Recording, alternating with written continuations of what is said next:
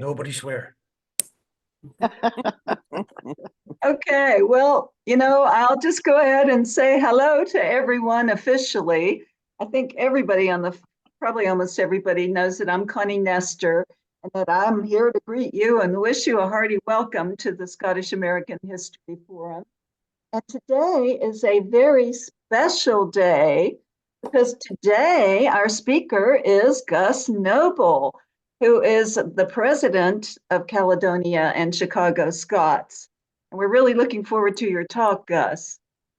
As most of you know, the Scottish American History Forum is part of the Arts and Cultural Division of Chicago Scots, formerly the Illinois St. Andrews Society, which founded back in 1845 the oldest 501c3 charity in the state of Illinois. And the name has been upgraded to Caledonia Senior Living and Memory Care, which is located in North Riverside, Illinois. Chicago Scots is dedicated to nurturing Scottish identity through service, fellowship, and celebration of our Scottish culture, in addition to support of Caledonia Senior Living. And so for additional information, I'll urge you to please access our website, which is www.chicagoscots.org, and please give generously to our Caledonia Senior Care Charity. And so now, before we ask Gus to begin, I would like to remind everybody about next month's presentation on June 8th. And we are hoping everyone tunes in every month, same time, same station, to hear our interesting speakers. But on June 8th, Dr. Ryan Burns, history professor from Jacksonville State University, will be with us to discuss the legacy of the Glencoe Massacre. So I hope you'll all make the time next month for this very interesting subject matter.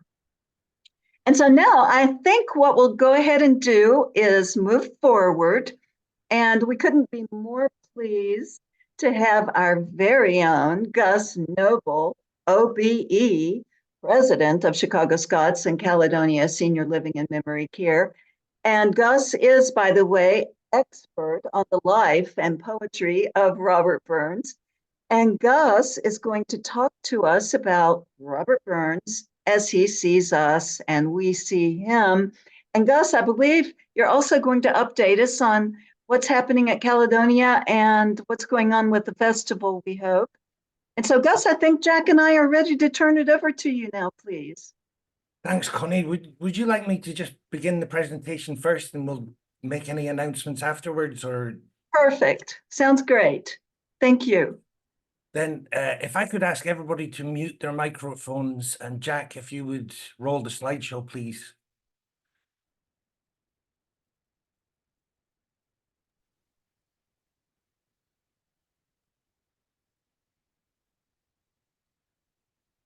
Thanks for tuning in today, everyone.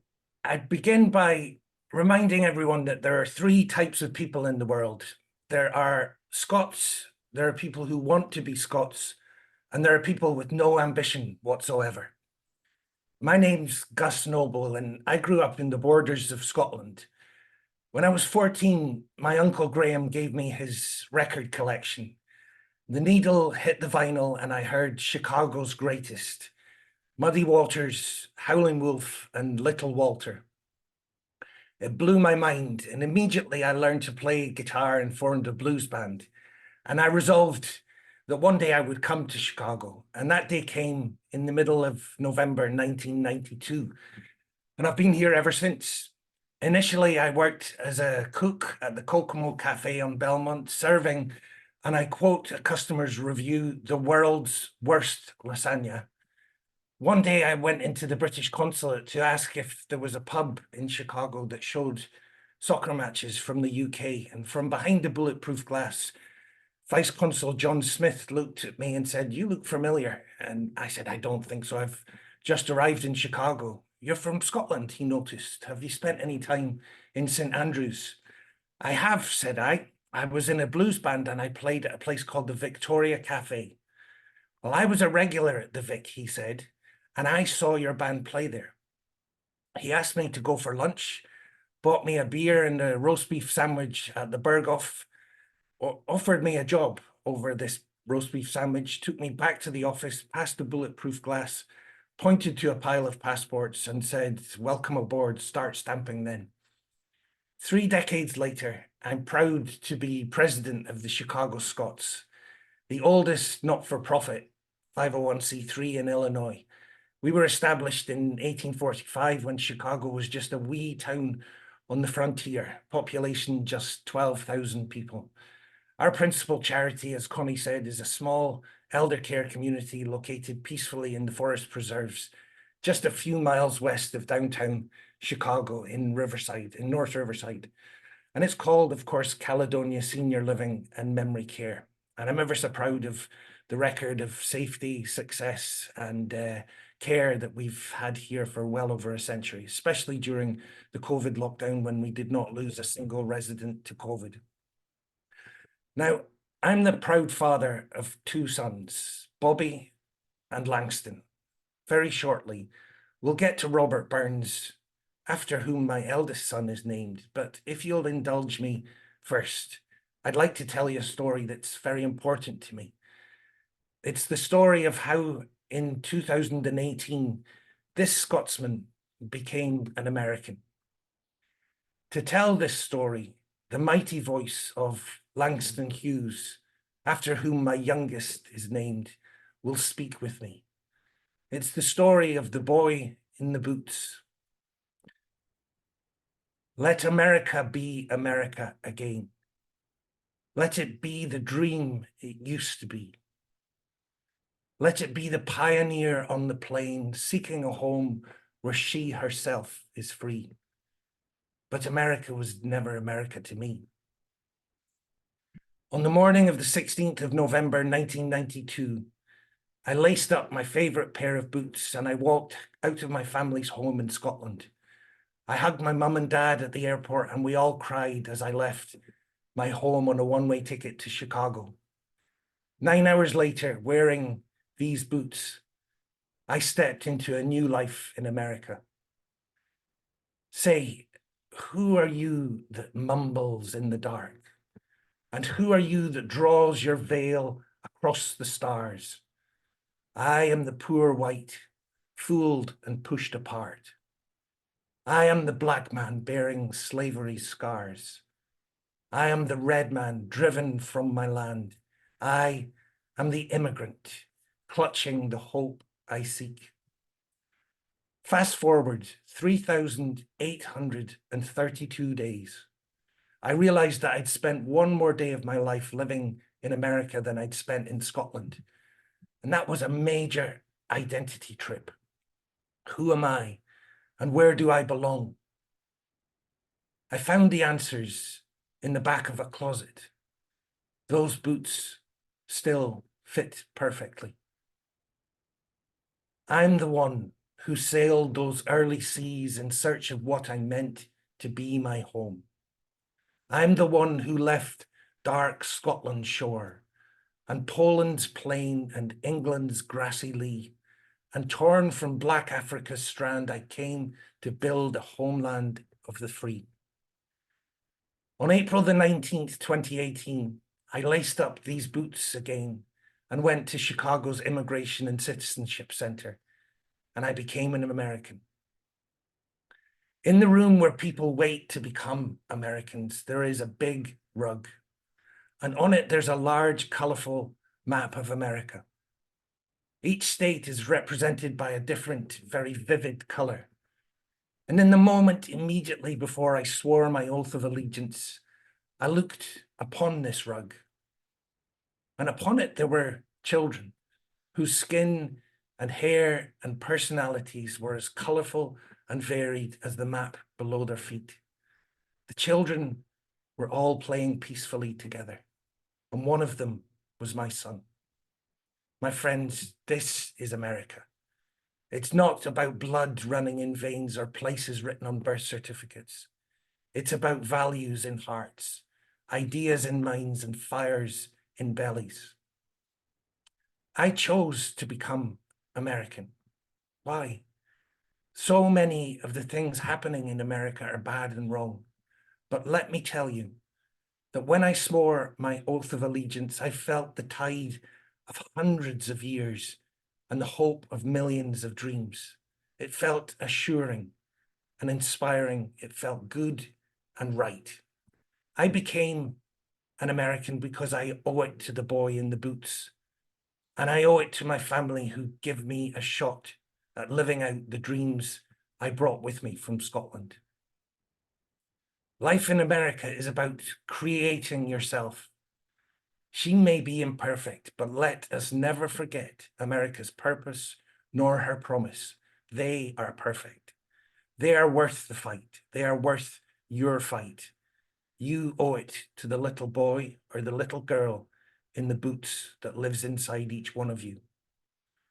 So America, as I put my Scottish shoulder to the wheel, I say this: let America be America again, the land that never yet has been and yet must be, the land where everyone is free, the land that's mine, the poor man's, Indians, black man's, immigrants, me. Who made America? Whose sweat and pain, whose blood, whose faith and pain, whose hand at the foundry and whose plough in the rain must bring our mighty dream again. And oh yes, I say it plain, America was never America to me, and yet I swear this oath, America will be. Thank you, Mr. Langston Hughes. Friends, today we will endeavour to poke a telescope through history, and we'll find at both ends of our telescope Scottish poet Robert Burns. We'll look at the world in 2024 through the eyes of Robert Burns, and we'll also examine the life and times of Robert Burns from the perspective of 2024. And as we'll see in his day, what Robert Burns wrote and how he lived were very frequently at odds. His life was a mess of contradictions and flaws. He was, therefore, very human. In order to understand the wider world of today, we'll examine the past as it was lived, experienced, and documented by Burns from his home in Scotland. We'll also apply a modern-day perspective to the life and times of Burns, and in doing so, we'll reveal that the morals and myths, the qualities and contradictions that history and the present are filled with.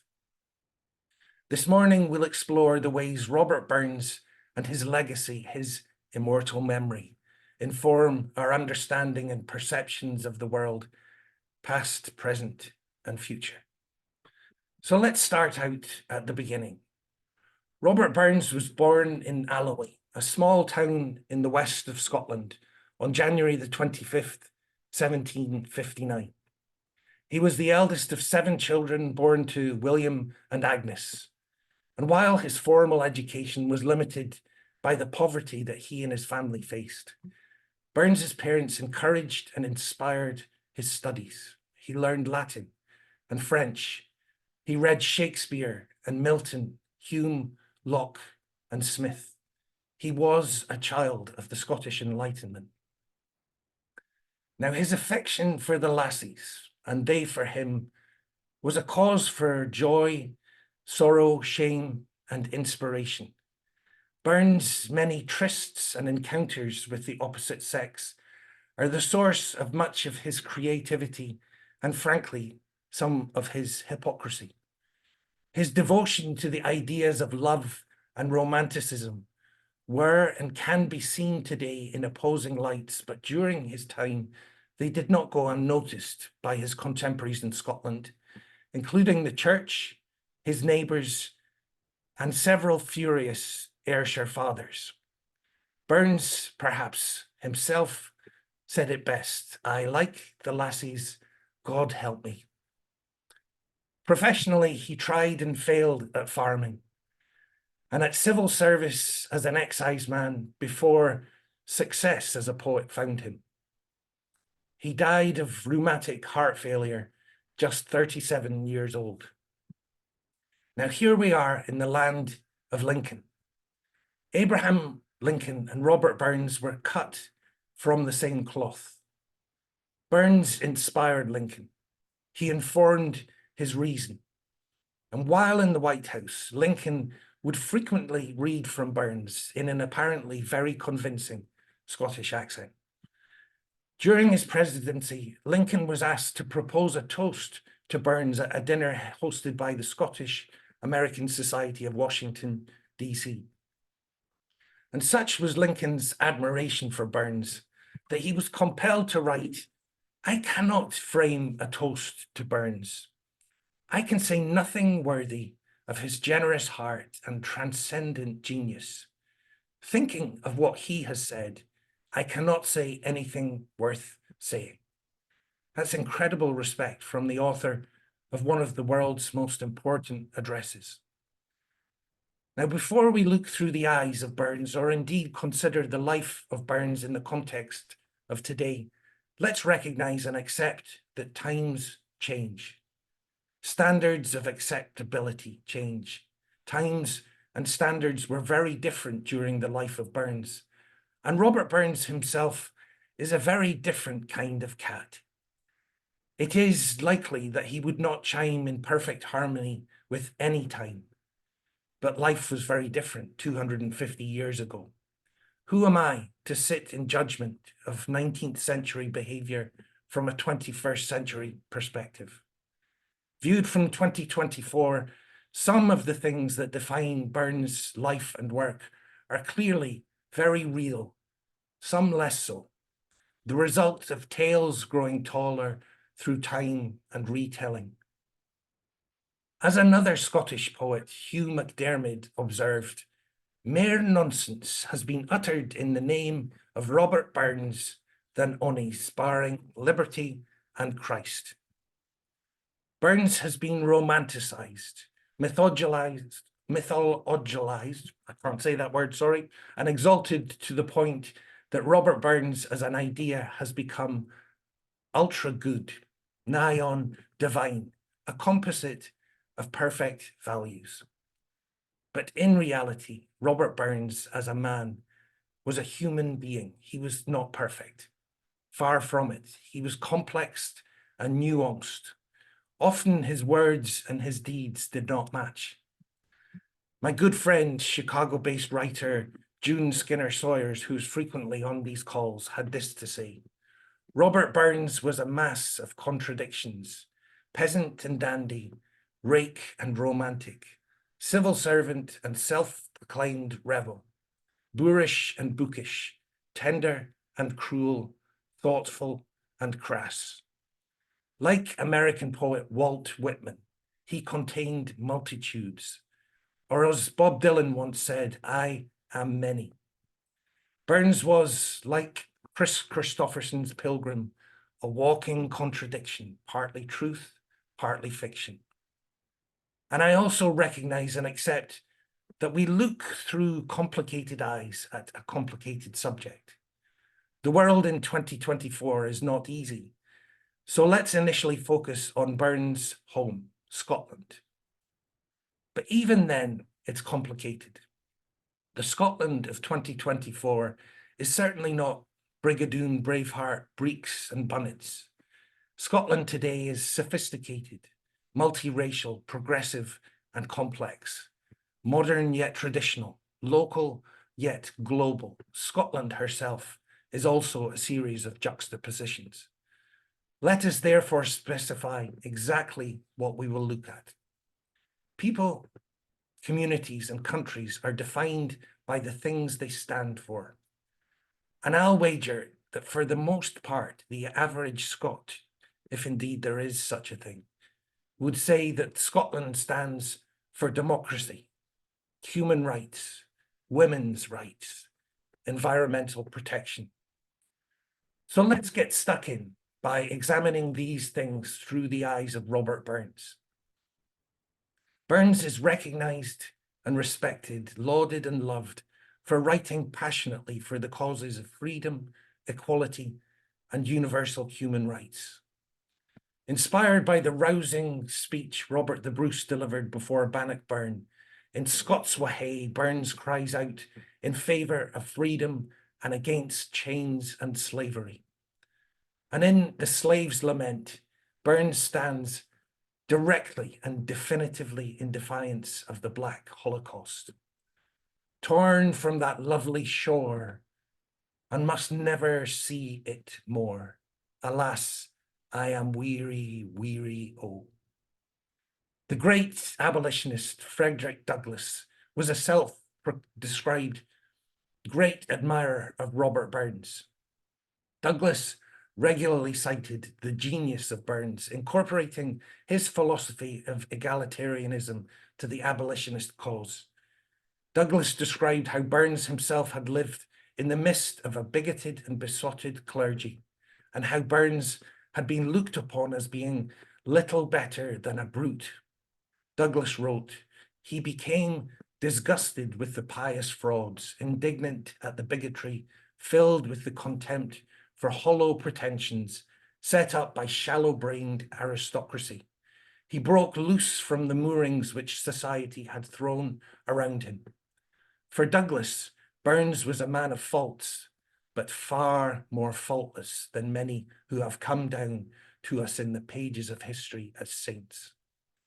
And yet Robert Burns once accepted a job to manage a slave plantation in the West Indies. Liberty's great champion came very close to being a willing part of history's most horrific and inhuman of trades. In fact, it was the contradiction within Burns, the difference between word and deed, that both drove him towards and kept him from the slave plantation.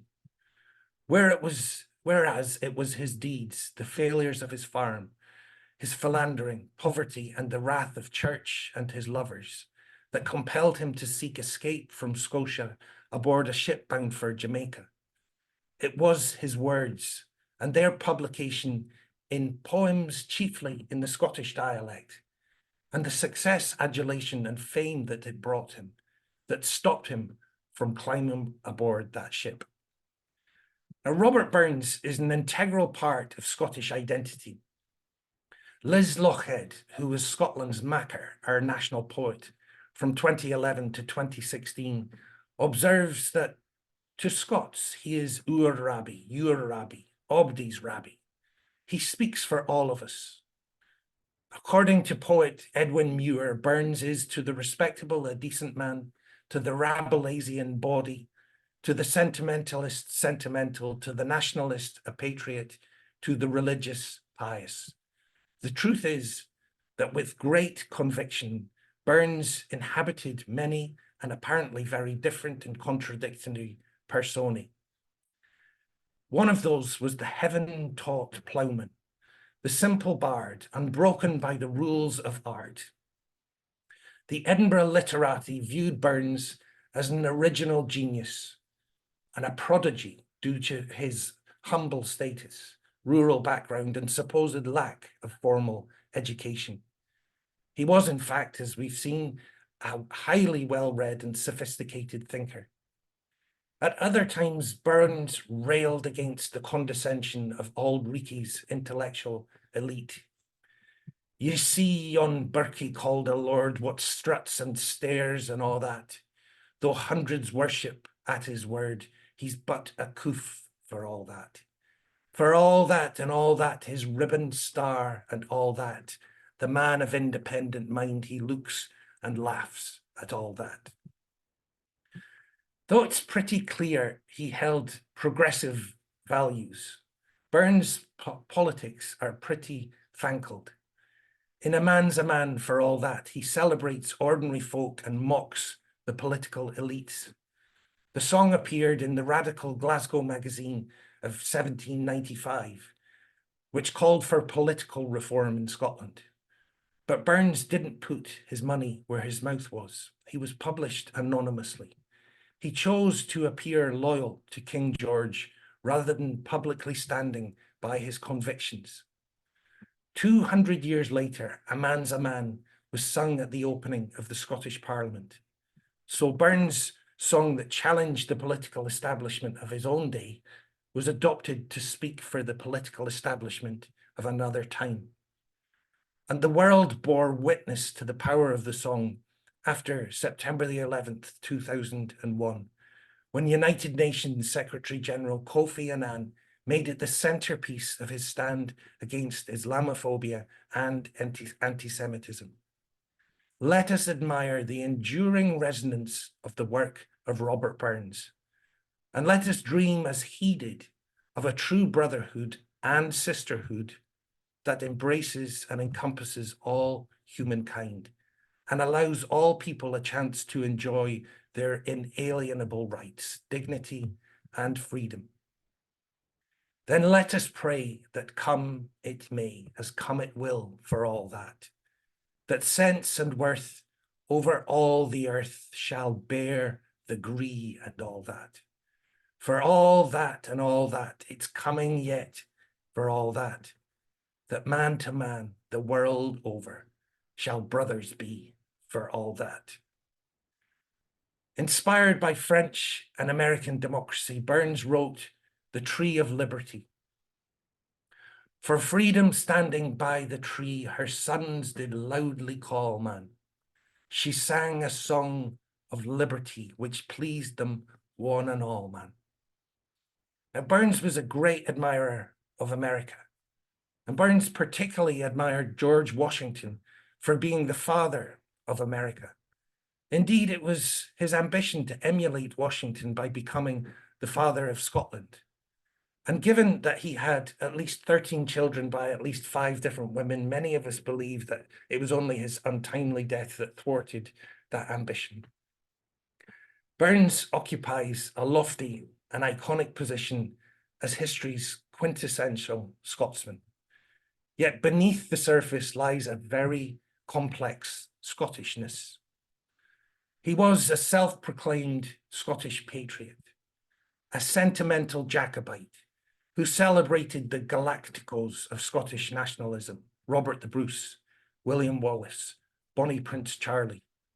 In a letter to a friend, Burns wrote, "The story of Wallace poured a Scottish prejudice in my veins, which will boil along there till the floodgates of life are shut in eternal rest."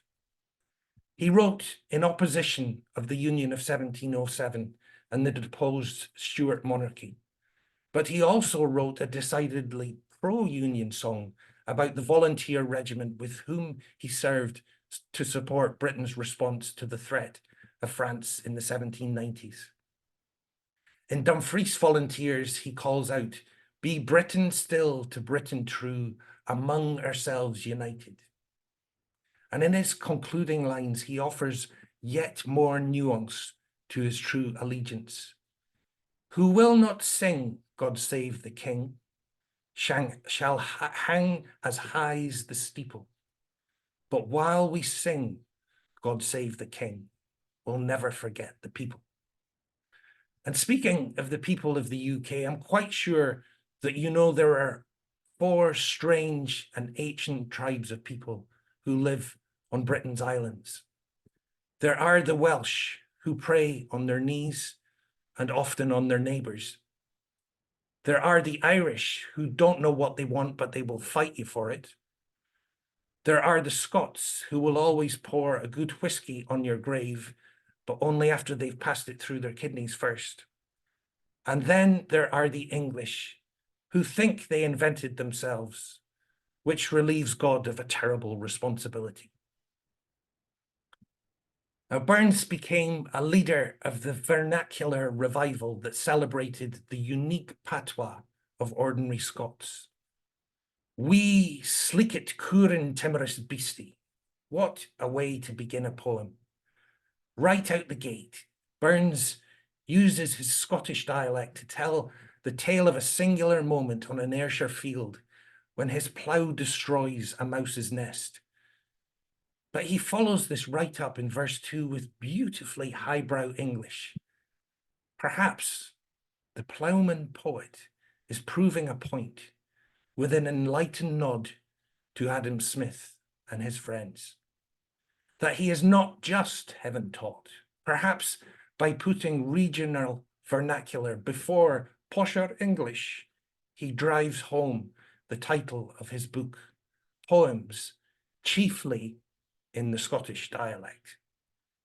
We sleek it, coor and timorous beastie.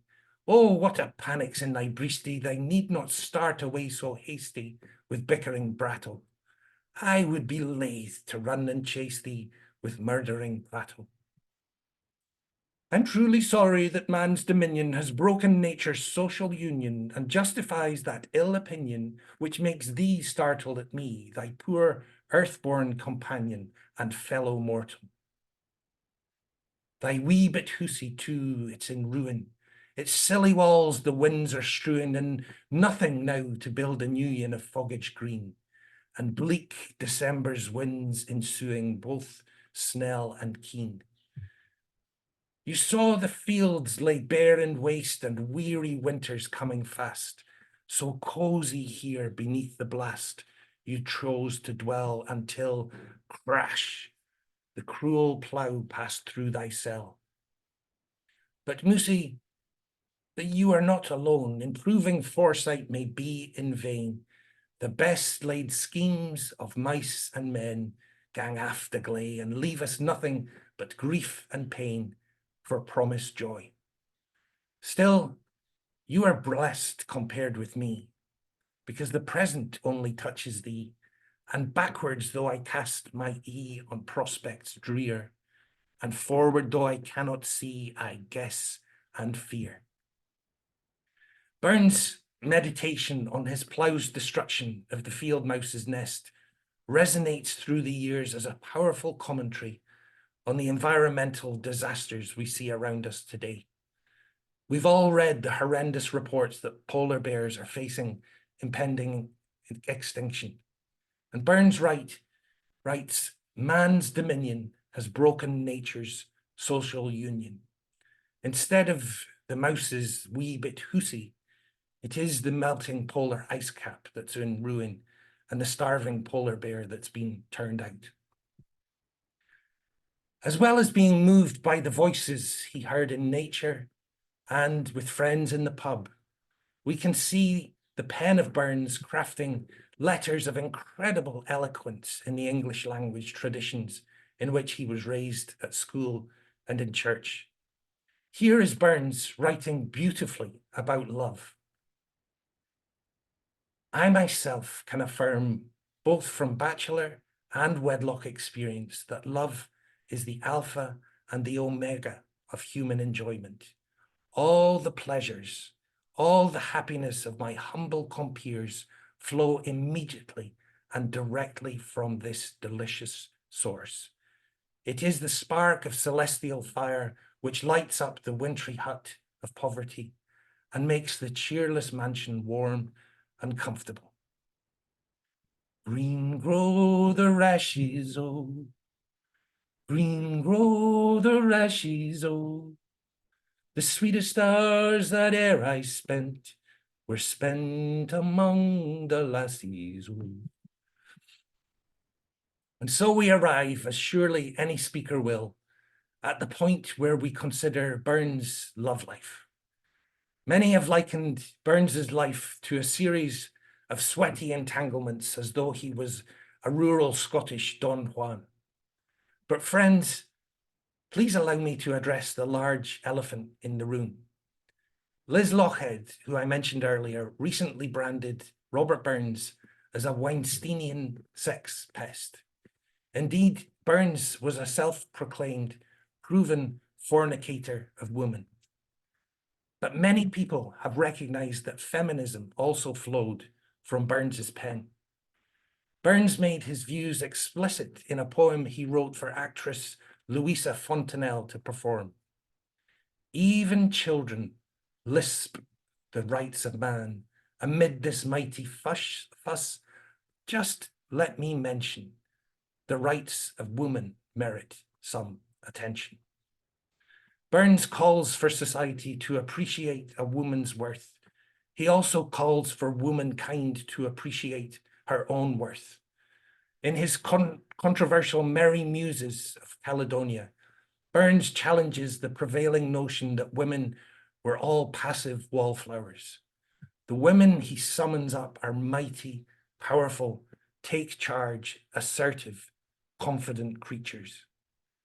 And it's pretty evident that he believed that women were actually the superior of our species. Mother Nature, her prentice hand she tried on man, and then she made the lassie's own. Ultimately, Robert Burns is a human being whose words and deeds do not always match. Burns reminds us that we all err. Burns encourages us to examine our own lives and pray, "Oh, would some power the gift to gie us, to see ourselves as others see us." And to close, I'd like to read from my favorite of Burns' works. It's his best. But don't just take my word for it. No less an authority than Bob Dylan called it the greatest love song ever written. And here's a photo of Chicago's statue of Robert Burns. It stands in Garfield Park. Every year on Burns' birthday, the Chicago Scots lay red roses at the statue. And as an aside, the statue was commissioned by the Chicago Scots and dedicated in 1906. It was made by Edinburgh sculptor William Grant Stevenson. And Stevenson made two maquettes of this statue. One is in Denver, the other is in Milwaukee. Unfortunately, during World War I, the 4 bronze relief plaques that decorated the stone base were stolen from Chicago's statue. They are on the statues in Denver and Milwaukee. So I've written into Chicago Scots strategic plan that we will replace the plaques that have been missing for more than a century. And I assured my board recently that all this will take is a short trip up to Milwaukee under cover of darkness with a crowbar and no questions. Oh, my love is like a red rose that's newly sprung in June. Oh, my love is like a melody that's sweetly played in tune. So fair art thou, my bonny lass, so deep in love am I. And I will love thee still, my dear, till all the seas gang dry. Till all the seas gang dry, my dear, and the rocks melt with the sun. I will love thee still, my dear, while the sands of life shall run. And fare thee well, my only love, and fare thee weel a while. I will come again, my dear, though it were 10,000 miles. This song's appeal lies in its conjuring of a love that is undiminished by great distance, time, or even death. A love that is everlasting, a love that is immortal. By reminding us that true love is more powerful than time, Robert Burns takes us by the hand and offers us a comforting assurance that with love in our hearts, we can overcome anything. And I put it to you that ultimately Burns's values represent the best in all of us. As Abraham Lincoln would say, the better angels of our nature. And thus I return to Lincoln and Burns. And I suggest that in many ways, just as America has come to be represented by Abraham Lincoln, Scotland has come to be represented by Robert Burns. And I think we could do a lot worse than be remembered for these two great people. And now to end my remarks today, here is the most apposite of warnings to speakers everywhere from Robert Burns himself. I have ever observed that when people who have nothing to say have fairly set out, they do not know when to stop. Well, friends, you'll be delighted to hear that I do. Thank you for listening.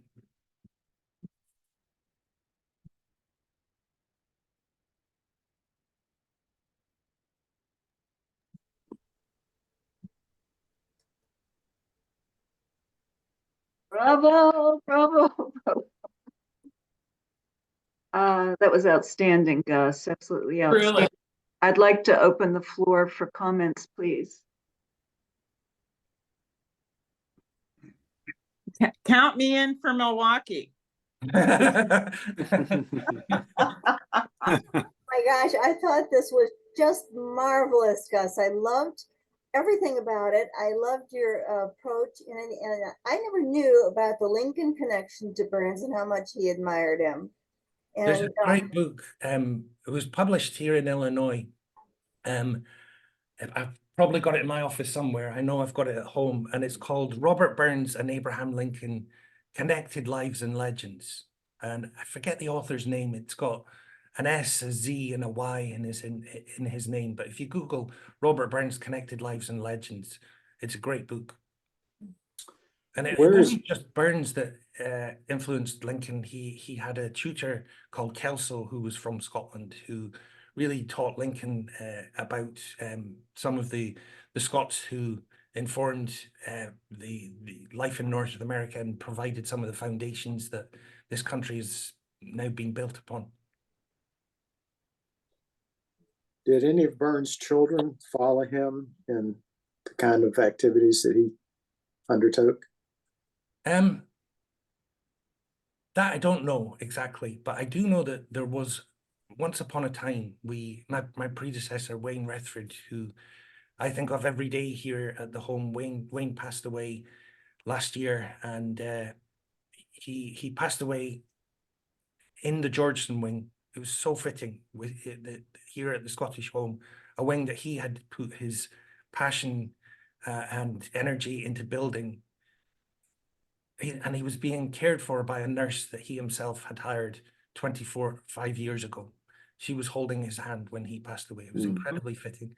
But he came to me once upon a time and said, you know, I think I've discovered in an unmarked grave in Graceland Cemetery, one of the descendants of Robert Burns. So the society laid a headstone for one of his descendants at Graceland. And I visited it a few times. Where is Burns buried in Scotland? He's buried in Ayrshire. Ayrshire. Okay. Yeah.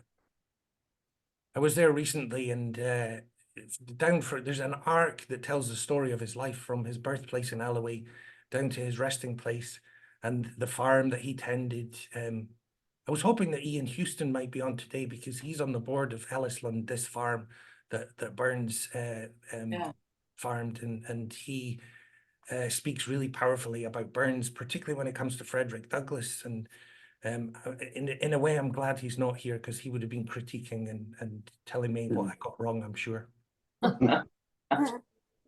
Gus, I just wanted to say, Gus, I can help out with that. That I happen to be reading a biography of Frederick Douglass just now, and the connection between him and Burns is super strong. Like, he went and visited Burns's birthplace. Yeah. He met with his children. He wrote one of his most famous abolitionist speeches while he was at Burns's birthplace. And it's not just Burns. Is Martin Luther King cited him at least 6 times in his writing. Nelson Mandela was a fan, and so on. It's like just amazing the revolutionary influence of reform that Burns has had globally. There's also a great documentary that was made by the BBC of Maya Angelou's visit to Burns' birthplace. And she said, you know, I'm this southern girl from kind of red dirt country, and yet the voice of this Ayrshire poet reached me more powerfully than anything I experienced. And she sat there in Burns' cottage.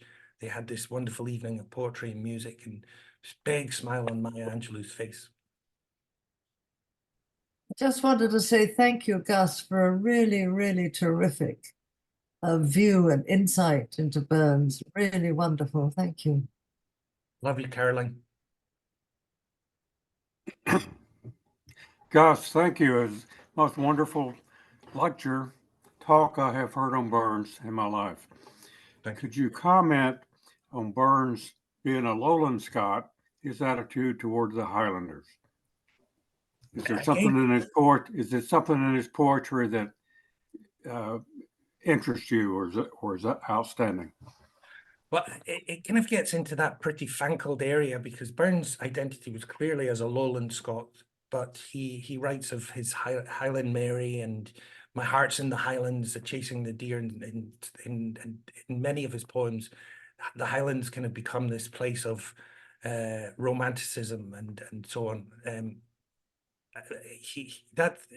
yet he you know, got into the, he's a sentimental Jacobite, as I mentioned, but he also kind of wrote powerfully from the other side of Jacobitism. So I think it's one of those kind of pretty nuanced and fangled things that I referred to.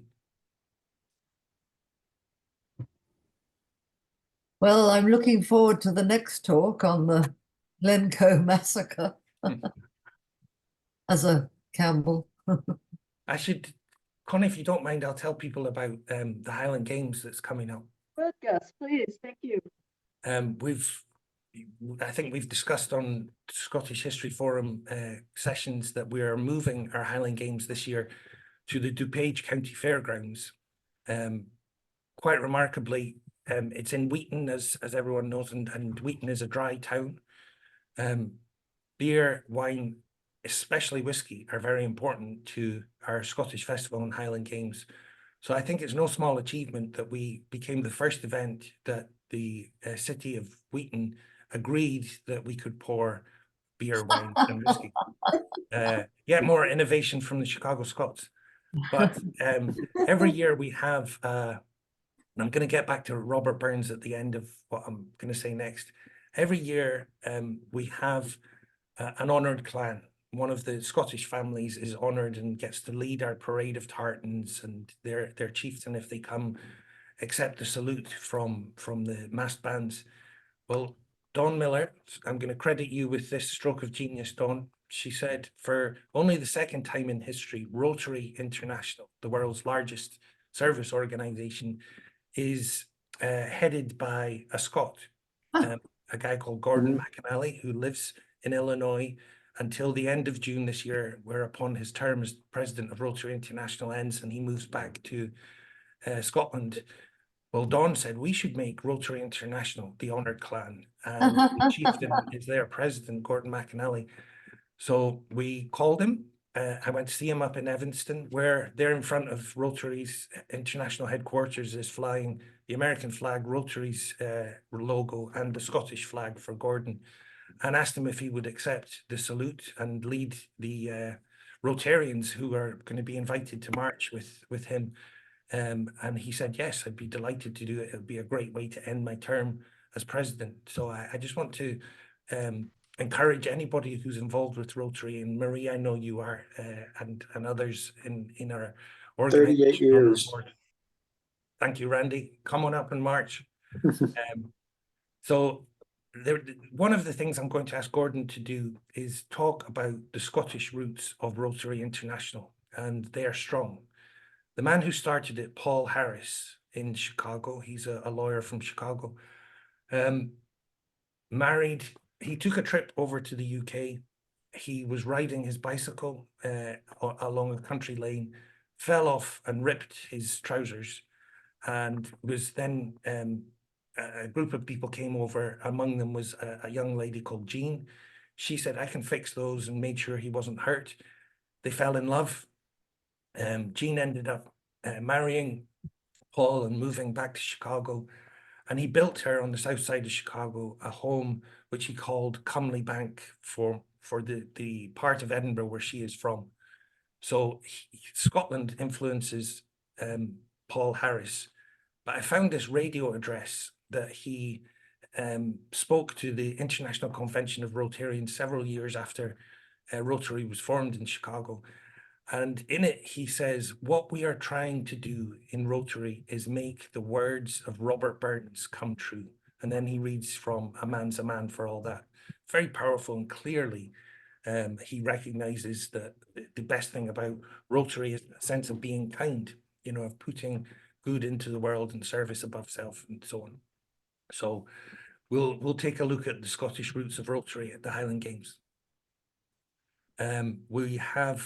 Last year we had the world's biggest, or North America's biggest, piping championship, and I'm pretty confident we're pointed in that direction again. We have more and more pipe bands coming to join us.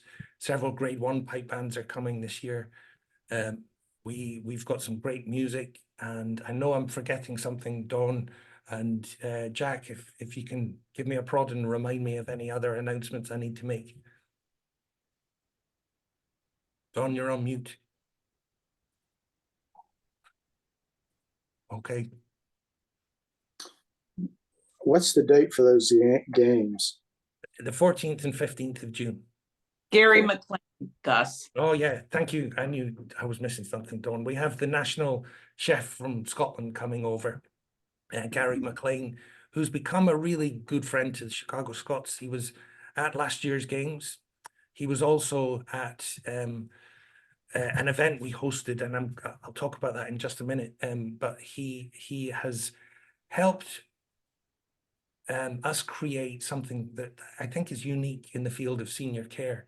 At our McLean House for people living with dementia, we realized that, you know, several years post-occupancy, the training program that we offered to staff when we had the luxury of an empty building and no residents was impractical, because several of the first generation of staff have moved on in onesie twosies, and we couldn't take them offline, give them 4 weeks training, and you know, we didn't have the luxury of an empty building. We had residents that needed to be looked after, so we had to create a new training program, including food service. At McLean House, the staff are cross-trained to provide nursing, housekeeping, and food service to the residents.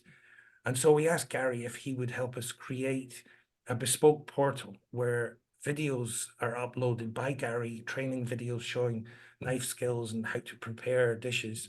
And he has, from his book, The Scottish Kitchen, prepared a series of menus that have been approved by our dietitian, and our staff can go in and watch Gary and how he prepares these meals.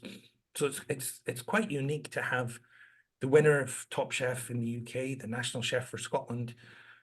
When he came and met with staff, he'd mentioned to me that he had cooked for Prince Charles. And I told the staff as he was chopping an onion that Gary had cooked for the man who is now king. And he said, well, I've cooked for the Queen as well, Gus. And I said, really, for Queen Elizabeth? And he said, no, for Beyonce. So he got some cool points from staff. But here we are, back to Robert Burns for a second. Gary came over and we said, let's do something at the Racket Club for the 300th anniversary of the birth of Adam Smith. We had a senior policy, economic policy advisor from the Scottish Government who was now heading up the Department of Economics at Glasgow University, one of the world's leading authorities on Adam Smith. And we said, what we'll do is we'll have a 5-course meal. Gary will come out between courses and talk about the Scottish influence on what he's prepared with the team at the Racket Club. And we'll then, at the end of dinner, have a lecture and a conversation about what Adam Smith might make of the world today. It was all lined up to be perfect until the second course came along, which was haggis. And I said, chef, we haven't arranged for the haggis to be addressed, and it's kind of improper to serve haggis without giving it Robert Burns' address. And he said, yeah, you're right, I'll make a great chieftain for you. So he created something in the kitchen. And I said to our good friend, board member and owner of the Duke of Perth, Jack Crombie, who is one of the most prominent speakers on Burns, I said to him, Jack, I've always wanted to do this poem as a duet. Well, let's have some fun. You do a line, I'll do a line. And he said, that's a great idea, Gus. So out it comes, and I take the first line, Jack takes the second, and so on. And pretty quickly into the poem, you get to the point where his rustics, you know, see labor dicht, and you take a knife and you clean it on the sleeve of your jacket. So I grab the chef's knife, move it over to my jacket, but my finger was in the way. And I chopped the end of my finger with this really sharp chef's knife. And there was a brand new bamboo floor had just been laid in the Racket Club. And this Scotsman started to bleed all over it. And I'm holding my finger like this, blood dripping. And if I see blood, I get lightheaded and pass out. but I thought there are 70 people looking at me here. I have to just get through this poem. So get through it we did, but words and kind of people had realized what had happened the more I got into it, and I was holding a napkin over my finger. The general manager of the club came up afterwards once we'd finished and said, "My car's out the front waiting. I'll take you to the hospital and you can get stitched up." And at this moment, this young lad who was from Scotland, he was the tennis professional at the racket club. So they have these wonderful tennis courts there. He's from Scotland, so we'd invited him to come. He comes bounding across the room and says, "Gus, don't go anywhere. Come with me, and there are 2 surgeons playing tennis upstairs." So I ran up and they came off the tennis court in their tennis whites and immediately went into surgeon mode by the side of the court. And they said, "There's nothing to stitch. You've chopped the end off your finger." So they said, we'll clean it and wrap it for you. And they gave me this huge, like a light bulb at the end of my finger. And they said, "Just keep it pointed towards heaven and above your heart. And you should probably, for pain management, have a couple of drams when you go back downstairs." So I walked back downstairs. At the end of the second course, I got to enjoy my haggis. And I did have those couple of drams. And then I had, with this ridiculous finger pointed in the air, to moderate a discussion about modern economic theory. It was the most surreal thing.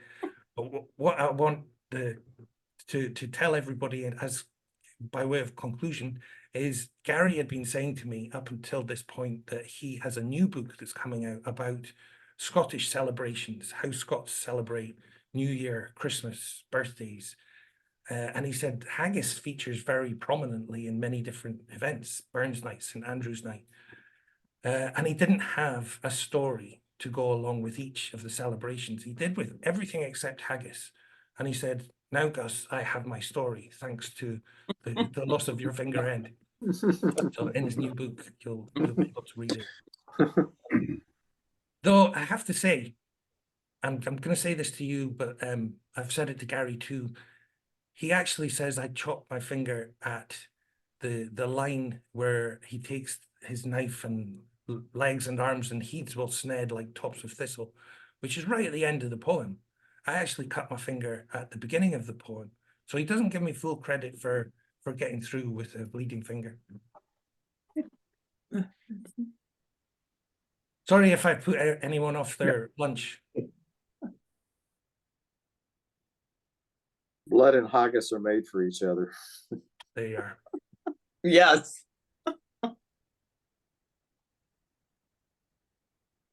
Well, that was a truly excellent presentation, Gus, and thank you for making that effort for us. I'm so glad we filmed it, and everyone you can tell your friends to watch this on our YouTube site.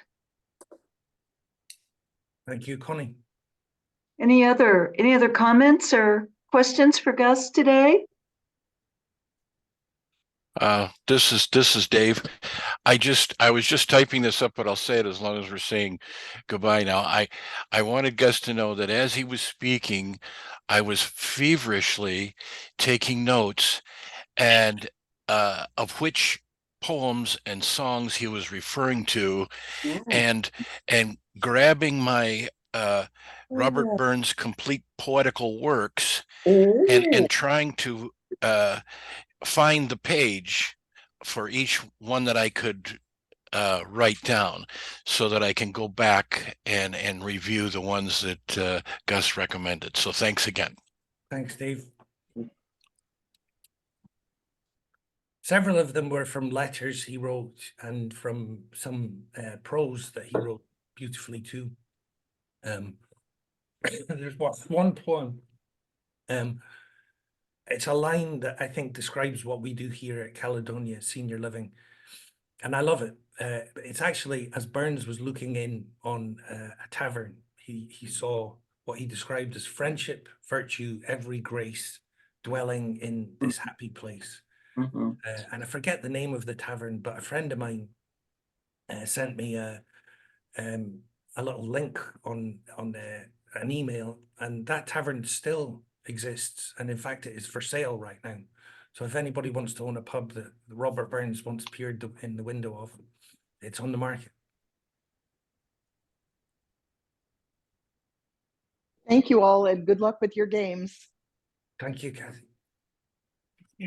Gus, okay with you if we wrap up? I'm totally fine. It's 11 o'clock. It's I think I started at 10:01 or 4:01 in Scotland. Gus has been serving this community for 30 years, and I'm sure even prior to that, before your arrival in the United States. But Gus, thank you for your leadership and your dedication and your many, many contributions to humanity in general. Thank you. Thank you all for being here today. Yes. See you next. Goodbye. Thanks, everyone. Bye, everyone.